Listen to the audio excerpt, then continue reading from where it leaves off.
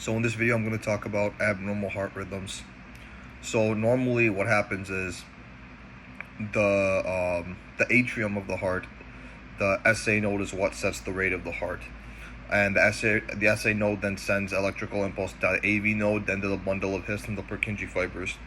So the SA node is what causes the atrium to contract. It goes down to the AV node, and the bundle of His and the Purkinje fibers cause the ventricles to contract. So that's normal conduction. And what you see on an electrocardiogram is a P wave, a QRS wave, and a T wave. So the P wave is when the atrium depolarizes or gets charged. QRS wave is when the ventricle gets depolarized, and then the T wave is when the atrium repolarizes. So that's a normal electrocardiogram and a normal rhythm. This can go awry when abnormal rhythms arise. So the most common and one of the most feared abnormal rhythms is called atrial fibrillation, and this happens when the pulmonary veins, generate their own electrical impulse, and so it's irregularly irregular.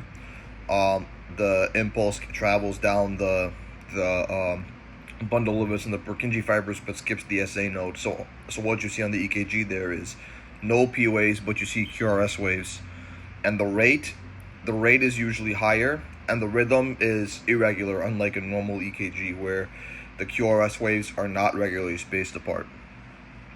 Another type of abnormal rhythm is called multifocal atrial tachycardia, and this is similar to atrial fibrillation in that the rhythm is irregularly irregular, but the P waves themselves, there's at least 3 different morphologies or forms of P waves, and this is because there isn't one consistent place that the atrium is contracting from. There's not one specific electrical area where the impulse is happening from.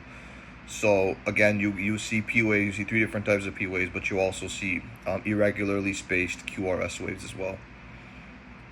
Another abnormal rhythm is called atrioventricular nodal reentrant tachycardia, and that what happens there is it's tachycardia, which means that the heart rate is fast. But here what you see is very, very fast QRS waves often with P waves that are buried within the QRS waves. What happens here is that there's an alternate path of entry for the Purkinje fibers and the bundle of His, and so it goes around and around and around the ventricles, not going into the atrium at all. And there's 2 more that I want to talk about. One is called ventricular tachycardia, and this is when the ventricle just beats on its own. And this is a big problem because this can lead to fainting. This can lead to this can lead to death even.